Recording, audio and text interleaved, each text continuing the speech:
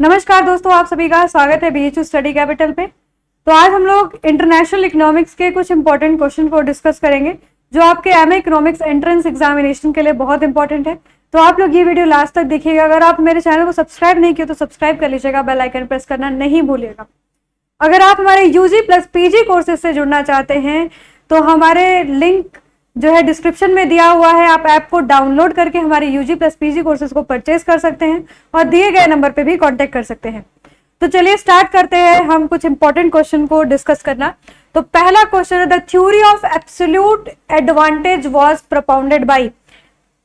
तो जो है थ्योरी ऑफ एब्सोल्यूट एडवांटेज किसने प्रोपाउंड किया? तो पहला ऑप्शन है आपका एडम स्मिथ, दूसरा ऑप्शन है आपका डेविड रिकार्डो, तीसरा आपका ऑप्शन है जेएस मिल एंड चौथा ऑप्शन है आपका नन ऑफ द अबव। तो याद रखिएगा कि एब्सोल्यूट एडवांटेज जो थ्योरी है आपके इंटरनेशनल ट्रेड की, उसको प्रोपाउंड किया गया है आपके एडम स्मिथ के द्वारा। तो एडम स्मिथ को जो है इकोनॉमिक्स का जो है फादर भी कहा जाता है और इन्होंने जो है आपके absolute advantage theory of international trade को जो है दिया है। Very important question. नेक्स्ट हम जो क्वेश्चन डिस्कस करेंगे वो है हमारा the theory of comparative advantage. क्योंकि आपने अगर इंटरनेशनल की थ्योरीज पढ़ी होंगी तो आपने ये सब थ्योरीज पढ़ी होंगी कि एब्सोल्यूट एडवांटेज किसने दिया है, कंपैरेटिव एडवांटेज किसने दिया है, ठीक है, रेसिप्रोकल डिमांड थ्योरी किसने दी है। तो याद रखिएगा कि कंपैरेटिव एडवांटेज थ्योरी, नेक्स्ट हमारा क्वेश्चन है comparative advantage was propounded bye. तो फर्स्ट आपका ऑप्शन है एडम स्मिथ, नेक्स्ट आपका ऑप्शन है डेविड रिकार्डो, तीसरा आपका ऑप्शन है जेएस मिल एंड चौथा आपका ऑप्शन है नन ऑफ देम। तो याद रखिएगा कि comparative advantage theory of international trade was given by David Ricardo. ये आपके डेविड रिकार्डो के द्वारा जो है प्रोपाउंड किया गया है। तो नेक्स्ट क्वेश्चन हम लोग डिस्कस कर लेते हैं। According to the theory of absolute advantage, a country should specialise in the production of the commodity in which she enjoys. यानी अगर कोई कंट्री यानी कोई देश कोई आपके चीज में स्पेशलाइज है प्रोडक्शन के, तो वो उसको क्या करेगी, आपका एक्सपोर्ट करेगी, ठीक है, और उसमें उसको क्या होगा, एब्सोल्यूट एडवांटेज होगा, तभी वो ऐसा करेगी। तो याद रखिएगा, ना कि उसको कंपैरेटिव एडवांटेज होगा, ना कि आपका नो एडवांटेज होगा, ना कि यूटिलाइजेशन होगा। यहाँ पर हम पढ़ रहे हैं एब्सोल्यूट एडवांटेज। तो जो जिस कंट्री को आपका एब्सोल्यूट एडवांटेज होगा तो वो उसी को क्या करेगी, आपका ट्रेड करेगी या फिर प्रोडक्शन करेगी उसका। According to the absolute and comparative advantage theories is the only factor of production. यानी दोनों ये जो थ्योरीज है आपकी absolute advantage and comparative advantage, इन दो थ्योरीज में कौन से फैक्टर ऑफ प्रोडक्शन की बात की गई है? तो पहला आपका फैक्टर ऑफ प्रोडक्शन है लैंड, दूसरा आपका है लेबर, तीसरा है कैपिटल, चौथा है आपका ऑर्गेनाइजेशन। तो याद रखिएगा कि जो लेबर है, labour is the only factor of production जो है आपके, चाहे एब्सोल्यूट एडवांटेज आपकी थ्योरी हो, चाहे आपकी कंपैरेटिव एडवांटेज डेविड रिकार्डो की थ्योरी हो, इन दोनों में ही सिर्फ आपका labour is the only factor of production. यानी जो आपका उत्पाद किया जाता है वो किसके द्वारा किया जाता है, आपके लेबर के द्वारा किया जाता है। नेक्स्ट हमारा जो क्वेश्चन है, the classical theory believed in the theory of value. किस पे बिलीव करते हैं आपके, जैसे फैक्टर पे बिलीव करते हैं, क्या वो लैंड पे बिलीव करते हैं, क्या लेबर पे बिलीव करते हैं, क्या कैपिटल पे करते हैं या फिर ऑर्गेनाइजेशन पे करते हैं? तो याद रखिएगा जो क्लासिकल थ्योरिस्ट है वो आपके labour is the only factor of production को मानते हैं। तो यहां पर आपका ऑप्शन बी करेक्ट हो जाएगा। नेक्स्ट हमारा क्वेश्चन देख लेते हैं। If a country enjoys a absolute advantage in the production of all commodities then also trade is possible. तो ये किसने कहा है कि आपका एब्सोल्यूट एडवांटेज जब होगा तभी वो जो है ट्रेड पॉसिबल है? तो याद रखिएगा ये आपका कहा गया है जो है एडम स्मिथ के द्वारा। अगर यहीं पर आपका कंपैरेटिव एडवांटेज होता तो क्या होता, ऑप्शन आपका करेक्ट बी होता। ओके, यानी अगर एब्सोल्यूट एडवांटेज हो रहा है किसी भी कंट्री को, तो अगर वो ट्रेड कर रही है कमोडिटी को, तो वो जो है एडम स्मिथ की थ्योरी है। पर यहीं पर आपका कंपैरेटिव एडवांटेज होगा तो वो जो है डेविड रिकार्डो को जो है ऑप्शन जाएगा। नेक्स्ट है हमारा जो ऑप्शन क्वेश्चन है 6, the classical economist neglect the side of in their theories. जो क्लासिकल इकोनॉमिस्ट है वो उन्होंने किस चीज को नेग्लेक्ट किया है? तो पहला आपका ऑप्शन है डिमांड को नेग्लेक्ट किया है, सप्लाई को नेग्लेक्ट किया है, कि सेविंग को नेग्लेक्ट किया है, कि इन्वेस्टमेंट को नेग्लेक्ट किया है। तो याद रखिएगा जो क्लासिकल इकोनॉमिस्ट्स हैं उन्होंने डिमांड साइड को जो है नेग्लेक्ट किया है। याद रखिएगा किसको नेग्लेक्ट किया है, फिर से मैं रिपीट कर रही हूं, डिमांड साइड को उन्होंने नेग्लेक्ट किया है।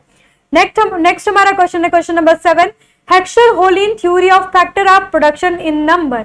यानी आपके हेक्सर-होलिन थ्योरी में जो है कितने फैक्टर ऑफ प्रोडक्शन को लिया गया है, तो याद रखिएगा आपका capital and labour 2 factor of production को कंसीडर करता है आपका हेक्सर-होलिन theory.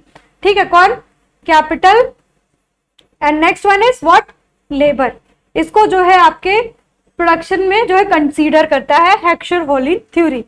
According to the Heckscher Ohlin there are 2 basis of international trade. तो क्या ऐसे 2 बेसिस है आपके हेक्सर-होलिन थ्योरी के अकॉर्डिंग इंटरनेशनल ट्रेड के लिए? तो पहला आपका ऑप्शन है cooperative advantage and absolute advantage, यानी यहाँ पर कंपैरेटिव होगा एडवांटेज एंड एब्सोल्यूट एडवांटेज। ये तो थ्योरी नहीं दी गई है।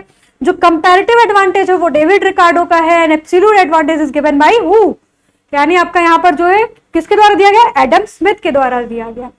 नेक्स्ट हमारा ऑप्शन है gain from trade and cost of trade, ये भी नहीं है। नेक्स्ट हमारा है difference in the factor endowment and differences in the factor intensity, यानी किस देश में कौन सा फैक्टर जो है वहां पर भगवान ने नवाजा, यानी किसके यहाँ पर कौन सा फैक्टर इंडोर्ड है, उसके डिफरेंस के अकॉर्डिंग जो है आपका इंटरनेशनल ट्रेड होता है। तो पहला ऑप्शन, पहला आपका है, यही आंसर ही है, the difference in factor endowments and difference in factor intensity. तो यही 2 बेसिस होते हैं आपके इंटरनेशनल ट्रेड के अकॉर्डिंग टू whom, हेक्सर-होलिन।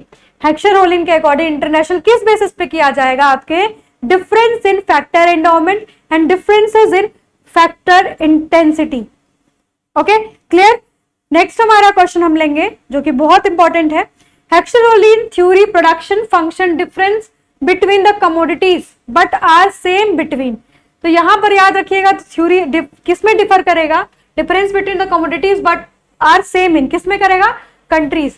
तो यहाँ पर जो आपका हेक्सर-होलिन का मॉडल है वो 2x2x2 मॉडल है ना, यहाँ पर 2 कंट्रीज 2 फैक्टर ऑफ प्रोडक्शन है ना, इस चीज को लिया जाता है। तो यहाँ पर आपका कंट्रीज हो जाएगा। टर्म्स ऑफ ट्रेड क्या होता है, तो टर्म्स ऑफ ट्रेड आपको टीओटी पूछता है आपका, बेसिकली इसके टाइप्स को अगर आप कवर कर लोगे तो वो बहुत इंपॉर्टेंट है। जो टर्म्स ऑफ ट्रेड क्या होता है, पहला ऑप्शन है the ratio of import and export, दूसरा ऑप्शन है the ratio of export upon import, the ratio of goods and services and the ratio of labour and land. तो याद रखिएगा the ratio of export upon import, यानी आपका export upon import करेंगे, ठीक है, एक्सपोर्ट अपॉन इंपोर्ट करेंगे तो हमारा क्या होगा, टर्म्स ऑफ ट्रेड बनेगा। ओके, क्या बनेगा, टर्म्स ऑफ ट्रेड। यानी टर्म्स ऑफ ट्रेड क्या होता है, ratio of export upon import होता है। नेक्स्ट हमारा क्वेश्चन है the gain from trade can be divided into 2 parts. अब किस किस पार्ट्स में आपका गेन फ्रॉम ट्रेड डिवाइडेड है, तो पहला आपका ऑप्शन है gain from trade export gain and from import gain, पहला ऑप्शन। दूसरा ऑप्शन है gain from specialisation gain from exchange, ठीक है। नेक्स्ट आपका ऑप्शन है गेन फ्रॉम कंजप्शन और गेन फ्रॉम प्रोडक्शन। जो है आपका डी ऑप्शन है gain from profit and gain from loss. तो गेन फ्रॉम ट्रेड किस में डिवाइडेड होता है, तो याद रखिएगा gain from specialisation and gain from किससे, एक्सचेंज से, तो इसी को हम लोग गेन फ्रॉम ट्रेड कहते हैं। नेक्स्ट हमारा exchange of goods against good is called, इसको हम लोग कहते हैं, very easy question, barter system, ठीक है। जब हम गुड्स एंड गुड्स का एक्सचेंज करते हैं तो हम लोग उसको क्या बोलते हैं, बार्टर सिस्टम कहते हैं। नेक्स्ट हम लेंगे which of the following is not an export. Export क्या नहीं है, इसमें से ऑप्शन दिया हुआ है sales of domestic cars abroad, अगर अपने देश के जो है डोमेस्टिक कार को हम विदेश में भेज दें।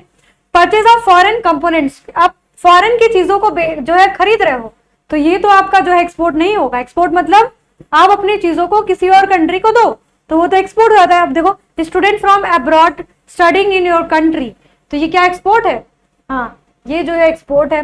सेल्स ऑफ फाइनेंस सर्विसेज, ये भी ठीक है, पर आपका परचेज ऑफ फॉरेन जो है आपका कंपोनेंट, ये आपका इंपोर्ट हो जाता है, ठीक है। तो ऑप्शन बी इज करेक्ट।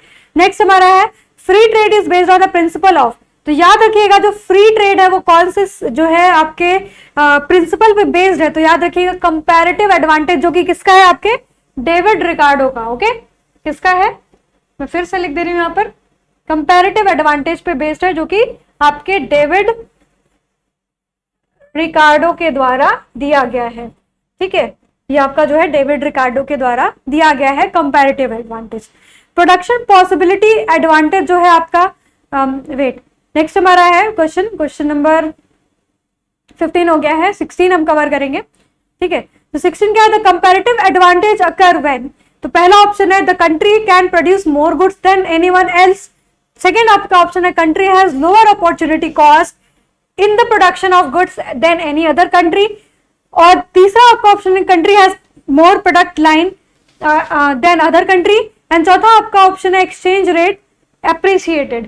तो याद रखिएगा the country has lower opportunity cost than the production of goods of other country, यानी किसी और का अपॉर्चुनिटी कॉस्ट क्या हो, कम हो दूसरे कंपैरेटिवली जो है, तो उसको हम लोग क्या बोलेंगे, कंपैरेटिव एडवांटेज। यानी हम किसी चीज को जब प्रोड्यूस कर रहे हैं, यानी हमें जो हम फॉरगॉन करेंगे वो हमारा कम परसेंटेज में हो। यानी सपोज हम दो चीजें प्रोड्यूस करते थे, कमोडिटी ए और कमोडिटी बी। सपोज हमें जो है ए को प्रोडक्शन अब नहीं करना है, हमें टोटली जो है फोकस किस पे करना है, बी को, पर हमारा जो हम इसको फॉरगॉन कर रहे हैं, तो इसका मतलब ये नहीं है कि हम जो है बहुत ज्यादा फॉरगॉन ए को कर रहे होंगे। तो हम अगर कम करेंगे, मतलब हमारी जो अपॉर्चुनिटी कॉस्ट कम होगी, तो क्या होगा, country has a lower opportunity cost of production, तो उसमें क्या होगा, आपको कंपैरेटिव एडवांटेज होगा। सपोज यहीं पर एक और कंट्री होती, सपोज ये मान लो इंडिया है और ये आपका क्या है, जर्मनी है। ठीक है, जर्मनी है, जर्मनी जो है आपका ए और बी में से ए को प्रोड्यूस कर रही है, उसको बी को कम फॉरगॉन करना पड़ रहा है। ठीक है, बी को जो है कम जो है उसको फॉरगॉन करना पड़ रहा है, तो वो जो है ए पे जो है ए का प्रोडक्शन करेगी। अगर इंडिया को बी में प्रोडक्शन में फायदा ज्यादा है और उसको ए कम फॉरगॉन करना है, तो वो बी का प्रोडक्शन करेगी। तो यहाँ पर ये कंपैरेटिव एडवांटेज में ऐसा देखने के लिए मिलता है, जहां पर कि हम अपॉर्चुनिटी कॉस्ट का कंसेप्ट देखते हैं। ठीक है, नेक्स्ट हमारा question, the terms of trade measure, क्या मेजर करता है, the export prices compared with import prices, यानी आपके एक्सपोर्ट की कीमतों को आपके इंपोर्ट की कीमतों से क्या करता है, कंपेयर करता है। कौन, टर्म्स ऑफ ट्रेड जो होता है, क्योंकि इसका फॉर्मूला ही आपका है export upon import. Okay, next question देख लेते हैं, the balance of payment equal, कब आपका बैलेंस ऑफ पेमेंट इक्वल होगा, तो यहाँ पर पहला ऑप्शन है difference between household spending over earning, B option है आपका the difference between government expenditure over its income, C आपका ऑप्शन है the measure of value of economic transaction between residents of the country and rest of the world. यही आपका option correct है, यानी आपका क्या है, the balance of payment equals to क्या होता है, यही आपका जो है ये डेफिनेशन है। ये क्या करता है, measure the value of economic transaction between the residents of the country and the rest of the world, यानी आपका जो रेसिडेंस में जो आपकी वैल्यू है इकोनॉमिक ट्रांजैक्शन की, चाहे विजिबल इनविजिबल या फिर जो है आप कैपिटल के फॉर्म में कर रहे हो उसका, और जो रेस्ट ऑफ द वर्ल्ड यानी बाहर से आप कर रहे हो, वो आपका सारा इसमें मेजर होता है बैलेंस ऑफ पेमेंट के अंतर्गत। नेक्स्ट है हमारा है trade between two countries consider as, तो इसको क्या कहा जाता है, एक्सटर्नल। ठीक है, आपके बाहरी इसको कहा जाता है। लास्ट हम क्वेश्चन लेंगे, which of the following is not benefit of international trade, तो क्या आपका बेनिफिट नहीं होता है इंटरनेशनल ट्रेड का, तो पहला आपका ऑप्शन है lower domestic prices, development of more efficient method of production, C आपका ऑप्शन है the wider selection of products for domestic consumers, last आपका ऑप्शन है higher wage level for all domestic workers. तो याद रखिएगा कि इसमें कौन सा पूछा है, नहीं है not the benefit of international trade, तो हायर वेज लेवल जो है आपके ऑल डोमेस्टिक वर्कर के लिए कभी भी नहीं हो सकता है इंटरनेशनल ट्रेड के अंतर्गत। याद रखिएगा क्या नहीं हो सकता, not the benefit of international trade, यानी आपका जो वेज है वो कभी भी हायर नहीं हो सकता है इंटरनेशनल ट्रेड की वजह से। तो ये 20 इंपॉर्टेंट क्वेश्चंस आपके इंटरनेशनल ट्रेड के रहे, और ऐसे ही अगर आप हमारे जो है क्वेश्चन को पसंद कर रहे हैं, अगर आपको लग रहा है कि ये क्वेश्चन आपके एग्जाम के लिए इंपॉर्टेंट है, तो आप लोग कमेंट सेक्शन में जरूर बताइएगा। अगर आप चैनल को सब्सक्राइब नहीं किया तो सब्सक्राइब जरूर कर लीजिएगा, बेल आइकन प्रेस करना नहीं भूलिएगा। धन्यवाद।